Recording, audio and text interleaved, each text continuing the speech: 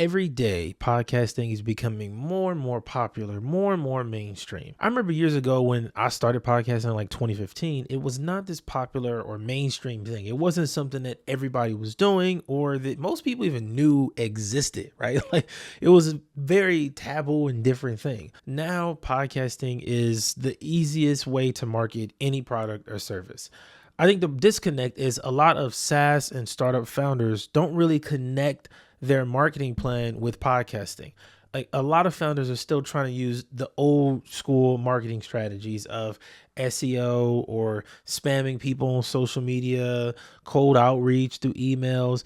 And granted, that stuff can work, but I can guarantee a podcast is going to get you better results a lot faster, and it's going to take a lot less effort. So today I really want to get into how you as a SaaS founder can use podcasting to really take your business to the next level. So I want to give you kind of an overview of what this video will entail, what I'm breaking down here. So first I want to break down the why and how I know this can work. I know that's like the first question in your mind. How do I know this can work? I want to get into that. Then I want to really explain the how, right? Like how can you as a founder benefit from having your own show? Right? How do you stand out from all the other podcasts and all the other companies, all the other agencies that have their own shows? Like, how do you create content? How do you build a platform that's completely different from everybody else? And I want to get into the real process, the ins and outs of what it takes. What are the tactical steps, like from step 1 to step 10? What does that actually look like? I want to break it down and show you those methods. Then I want to mention some of the top SaaS podcasts that are out there. There are a lot of founders who have shows, but they do it in such a great way that when you're listening to it, you don't realize this is just a founder with their own podcast and they're using it to build their company. Like, there's so many people doing this. You don't realize it until you listen to it from a different point of view. Then you're like, wow, this person is really good. It's a skill, honestly. I will say it is a skill. Then I want to get into some of the challenges that you're definitely going to face and how you can overcome those, whether it's planning your content, marketing, reaching new listeners, all of that stuff. And I want to give you some tools as well, things that'll just make hosting your podcast easier, because there's some really basic challenges that a lot of podcasters run into, and it's the main reasons why podcasts fail, why people stop. So let's get into the details of how you can start your show and really start generating more leads in your company. All right. So first of all, I know that you can generate leads podcasting because I have done it myself. Since 2015, I've been hosting shows, producing shows, all kind of stuff. So I know what works and what doesn't work. I can tell you that you can generate leads. And when I was doing it, I was selling my services. I sold courses, books, pretty much everything you can think of. And this was intentional for me, right? Like I wanted to prove that this could work. I remember talking to one of my connections on Facebook. His name is Tyler Basu. I think he worked at Thinkific at the time. And he said this comment to me and I will never forget it. Like I will never forget it because it changed my life, right? He said, podcasting is one of those things that you can do, but it just won't actually impact your business. Like you hosting a show isn't going to generate leads. It's not going to make you more money. It won't increase the bottom line. And I saw that as kind of a challenge. Like, okay, since you think this can't be done, I'm going to go and do it again and again and again. And it's funny because I believed it before he said that, but him saying that really kind of put a battery in my back. I'm not going to lie, because I think that hosting a show is one of those things when it's done properly, it can get you the results that you want. But the bigger problem is most shows kind of do the same thing. Everybody takes the same approach to having a podcast. Right. And again, I know this works because when I looked at starting a show, I wanted to do things completely different. Right. I look at what most podcasts are doing. They're doing a bunch of interviews. They put out one episode a week. They don't really market outside of their network. Like they may post on social media and that's their marketing. And that's it. Right. When I noticed all of those trends, I say, OK, well, how can I do the opposite? How can I create a show where people hear me more than some random guest, where I'm connecting with my audience on a more personal level, right? Where I'm reaching new people outside of my network, where people that don't know me, they get to know me through the podcast. Taking that approach drastically changed the results I got from having my own show.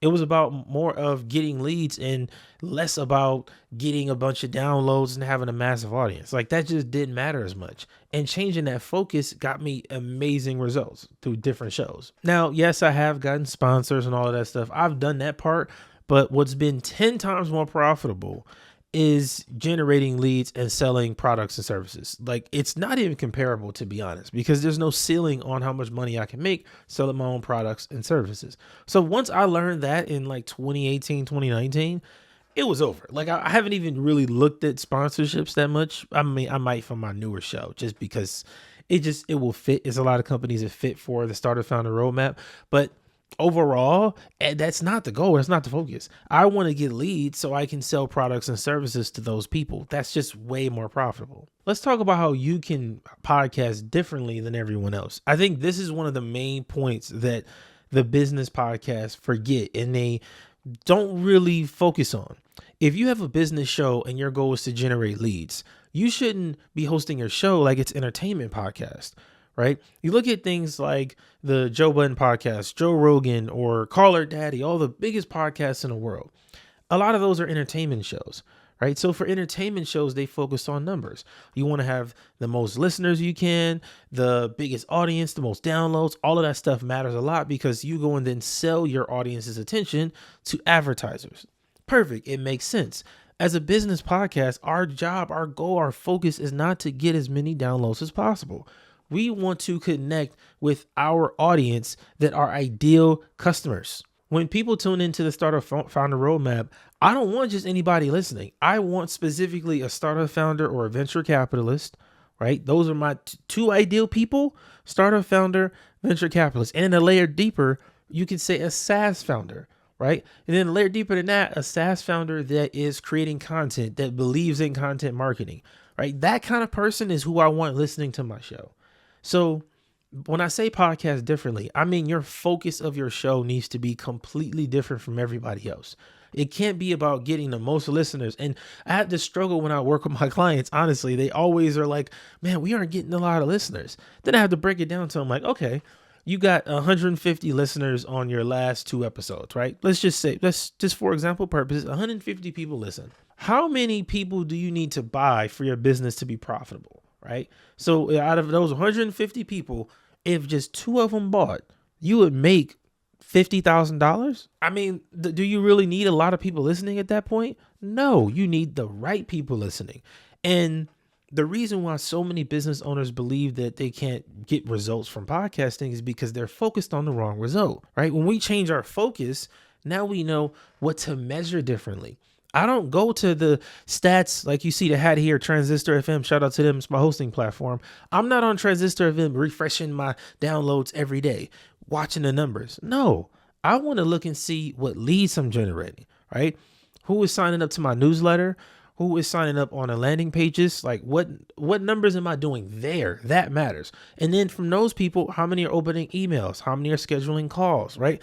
The whole process is different because we're measuring things different. We have different goals.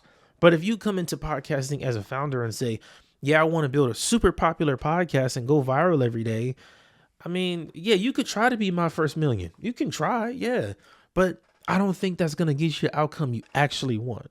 Right? Those shows like that are startup podcasts because they're giving you ideas and stuff, but really it's more so entertainment. And I don't think it's a bad thing. It's great. I think it's really, really dope the way that they talk about ideas and give people ideas and information and the guests they have on. I mean, come on, it's incredible. But that's my point. It's entertainment. It's for fun, right? You may learn stuff here and there, but the main focus for them is to be entertaining. Their focus is not to sell a product or a service. If your focus is to sell a product or a service, your main focus should be transformation, not entertainment. For the entertainment shows, music, movies, pop culture, all of that stuff, they want to entertain. For you, you want to deliver transformation. Now, I want to get deeper on this a little later, but I just wanted to kind of lay the groundwork for you to understand what I'm saying. When you start your own show, your goal is not the same as most other podcasts. I would say 95% of podcasts out there want to get as many downloads as possible. But if you are a business owner with your own show, you want to focus on leads. Okay, since we're talking about focusing on leads and generating more leads and all that stuff from your podcast, I want to give you 4 steps to turn your podcast into a lead generation machine. Step number 1 is positioning. You want your podcast to be seen as the answer to people's problems, right? Think about how Google was this was amazing years ago. I remember when I used to have a question, I would always go to Google and type it in, and you would get a bunch of blog posts, a bunch of checklists, articles, all kind of stuff that would pretty much answer your question and solve your problem. If you were willing to read through, you would find any answer that you wanted. People aren't doing that on Google anymore. They're doing it on YouTube and TikTok. Now, since people are searching different, and honestly, the blogs have gotten blown out of the water because it's just so much other content out there, you got to take a different approach to providing that solution. That's where podcasts come in. Because when somebody goes to search at the top of Google, your podcast can now pop up. Your YouTube video can pop up. Like, this is a big deal. Think about it like this. When somebody has a question in your market, you want them to look at your show as a solution. Right? This is why I tell people to get away from just the interviews, because then you can make a bunch of content answering questions from your ideal customers. Like if I have a software tool, I know my audience is going to have a question about how to do this or why they should do that or why does that matter. You can create a whole series around very basic things to solve their problem. I'll give you a clear example. Email marketing platform like ConvertKit or even a newsletter platform like Beehive. They could easily make a podcast series of 10 episodes of how to build your list to 10,000 people or whatever, right? And they can break down how to design your newsletter, how often you should send your newsletter, when you should set up a paywall, landing pages. It's so many questions that people have around building a newsletter. When you create all that content, answering those questions, you're right there to a solution all the time. That's what you want us to be, the position as a solution in the market. Now, this used to be done with blogs, but I think now you can still honestly use blogs together in unison with this. Like, let's just say you did want to still write your blogs and stuff because you like writing. Fine. Now, when you write that blog out, you can put the YouTube video in the article on your website and the podcast episode. So now your page is so much more valuable, right? You got so much valuable content there. Some people may go there looking to read the blog and end up watching a 20-minute YouTube video. Now that tells Google that your website is more valuable because people are sticking around, they're staying tuned in. I mean, the possibilities are endless, right? So when you become a solution, that's what creates all of these opportunities. Now, the second part of this process is kind of what I alluded to already, is to do less interviews. Now, this sounds crazy to say because most people believe that podcasts are built on interviews. The truth is they are not. Most of the time when you have somebody on your show, they're not going to promote it. And I know that as somebody I've done hundreds of interviews, man. I've been doing, I would say 3 to 4 interviews a week since 2015. And even when I'm not doing my interviews, I'm still producing for my clients. I'm still scheduling interviews for them and all of that stuff.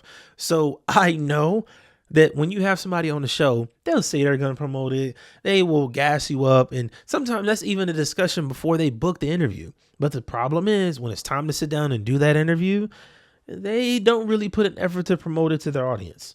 Now, I can say it doesn't bother me as much now because I know how to market a show and to reach a new audience and all of that stuff. I know how to do that. But if you don't know how and you don't understand that process, it'll be a big challenge for you. And I don't think you should focus on interviews to grow your show or to build an audience or definitely not to generate leads. It's not going to help you. Instead of doing a bunch of interviews, I think your show should be 50-50. It should be partial interviews specifically with people that are valuable in your market, in your industry, right? People that have done something. And then you create solo content. When you create solo content, that makes your show stand out way more. When you're doing a solo content, think of it as transformation. When I sit and record videos like this, I always picture myself talking to my ideal prospect at like a networking event or something, right? It's something I've done a lot over the years. And I realize it makes producing the content easier, number one. Number two, it makes you really focus on the transformation you're delivering in that content. You see how in the beginning I started off with the why. Now I'm teaching you the how. Like that's the process you can follow in your solo content. And I myself have made 9 different episode types. Like interviews is just one of my 9. I do sales episodes.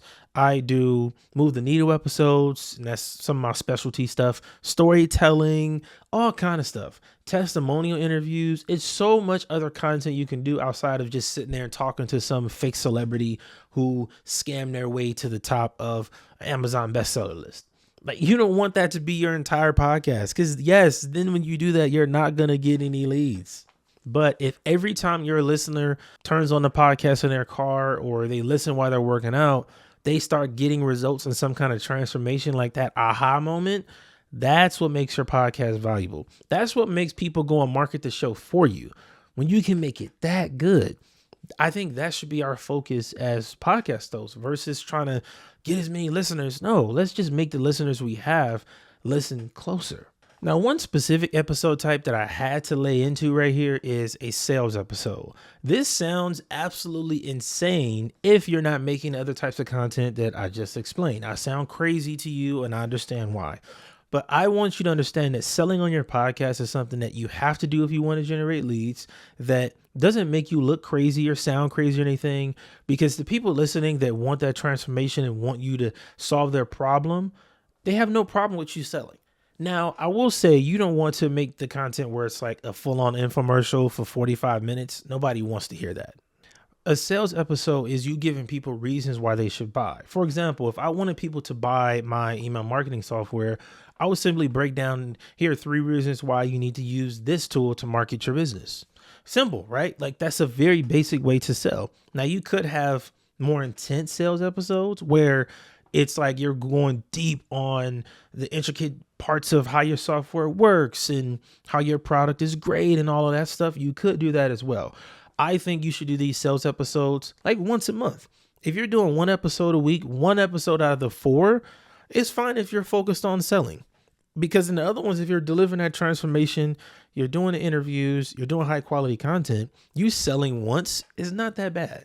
Now, again, if you're doing this every other episode, you're going to completely wear your audience out and they won't be tuned into that. I think the key to selling on your show with a specific episode is also focusing on the value that your product is going to deliver, right? You want to really understand and focus and hone in on the problems and the biggest pain points your market is facing and how your product can solve those. Like, I wouldn't even do multiple episodes. I wouldn't even do 1 episode. I would do multiple episodes, right? Like, if the pain point is having to pay $90 a month for this other tool that only does landing pages, well, with us, here are the problem is the landing pages, right? And spending that much money and all of that stuff. So on our tool, we have multiple landing page templates. We use some AI tool to help you write the copy.